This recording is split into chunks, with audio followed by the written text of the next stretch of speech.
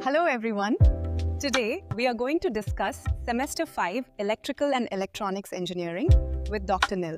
This subject is the backbone of electrical and electronics engineering and helps students connect theory with real-world electronics. That was a fascinating insight, Dr. Nil. Yeah. We'll continue exploring these key ideas in our next episode on practical circuit analysis. কখনো কি অবাক হয়ে ভেবেছেন একটা 3D printer কি করে অত নিখুঁত একটা জিনিস বানিয়ে ফেলে বা একটা রোবোটিক আর্ম এক চুলও ভুল না করে কিভাবে কাজ করে এর পেছনের ম্যাজিকটা কি চলুন আজ সেই রহস্যটাই ভেদ করা যাক আর উত্তরটা কিন্তু লুকিয়ে আছে কিছু বিশেষ ধরনের মোটরের মধ্যে এই রহস্যের জট খুলতে আমাদের প্রথম ক্লু হল স্টেপার মোটর আচ্ছা ক্যারাম খেলার কথা ভাবুন তো একজন পাক্কা খেলোয়াড় যেমন স্ট্রাইকার দিয়ে একেবারে নিখুঁত লক্ষ্যে ঘুটিকে পাঠায় এই মোটরটাও ঠিক সেভাবেই কাজ করে মানে একবারে একটা স্টেপ কিন্তু একদম পারফেক্ট তো এটা কাজ করে কিভাবে ব্যাপারটা বেশ মজার মোটরের রোটরের চারপাশে কিছু কয়েল থাকে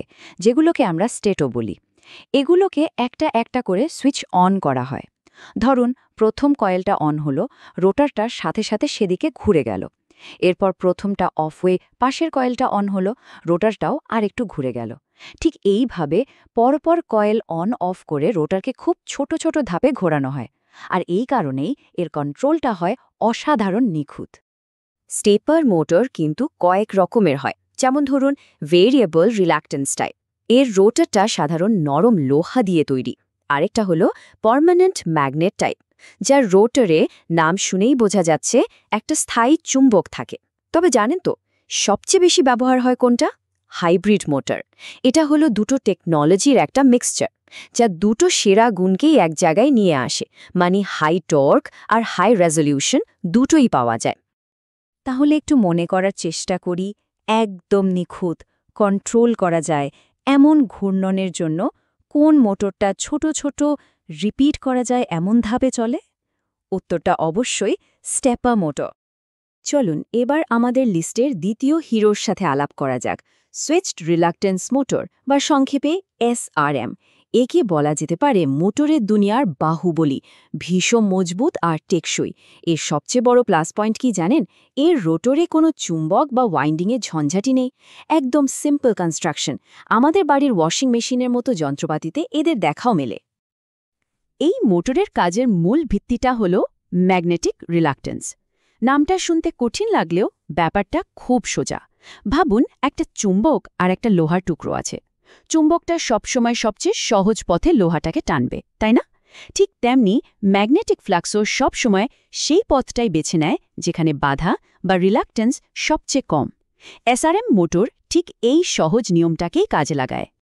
তাহলে এসআরএম চলে কিভাবে এখানেও স্টেটর পোলগুলোকে একটার পর একটা অন করা হয় রোটরটা যেহেতু নরম লোহার তাই যখনই কোনো স্টেটর পোল অন হয় রোটর সেটার দিকে ছুটে যায় কেন কারণ ওটাই তখন ম্যাগনেটিক ফ্লাক্সের জন্য সবচেয়ে সহজ রাস্তা মানে সবচেয়ে কম রিলাক্টেন্সের পথ এইভাবে একটার পর একটা পোলকে অন করে রোটরটাকে ঘোরানো হয় এর সিম্পলিসিটি এর আসল পাওয়ার তাহলে কোন মোটরটা তার রোটরকে সবচেয়ে কম ম্যাগনেটিক বাধার পথে নিয়ে যাবার নীতির ওপর কাজ করে হ্যাঁ ঠিক ধরেছেন সুইচড রিলাক্টেন্স মোটর এবার আমরা আসছি এমন একটা মোটরের জগতে যা পারফরম্যান্সের রাজা পার্মানেন্ট ম্যাগনেট মোটর আর তার মধ্যে আমরা ফোকাস করব ব্রাশলেস ডিসি বা বিএলডিসি মোটরের ওপর আজকাল যে ড্রোনগুলো আকাশে কি দারুণভাবে ওড়ে বা অত্যাধুনিক রোবটগুলো যে এত স্পিডে কাজ করে তার পেছনের আসল কারিগর কিন্তু এই বিএলডিসি মোটর আগের দিনে ডিসি মোটরে কার্বন ব্রাশ বলে একটা জিনিস থাকত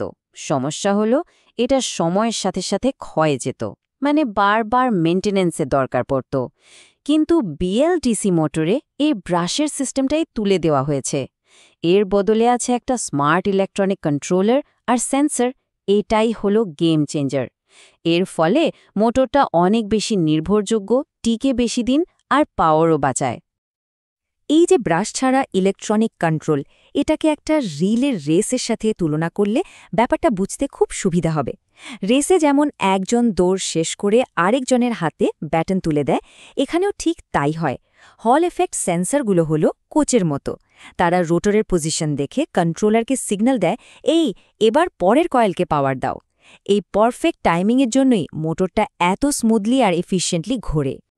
তাহলে মূল পয়েন্টটা কি দাঁড়ালো? কোন জিনিসটা বিএলডিসি মোটরকে পুরনো ডিসি মোটরের থেকে অনেক বেশি নির্ভরযোগ্য আর দক্ষ বানিয়েছে? একদম ঠিক, মেকানিক্যাল ব্রাশের বদলে ইলেকট্রনিক কমিউটেটরের ব্যবহার। তো আমরা 3টে দারুণ স্পেশাল মোটর সম্পর্কে জানলাম। চলুন এবার সবগুলোকে এক ঝলকে দেখে নেওয়া যাক। এতে পুরো ব্যাপারটা রিভিশন করতে আর মনে রাখতেও খুব সুবিধে হবে। এই চার্টটা দেখুন, স্টেপার মোটর। এর আসল কাজ হল একদম নিখুঁত পজিশন কন্ট্রোল করা। সুইচড রিল্যাক্টেন্স বা এসআরএম এর পরিচয় হল সিম্পল আর মজবুত ডিজাইন।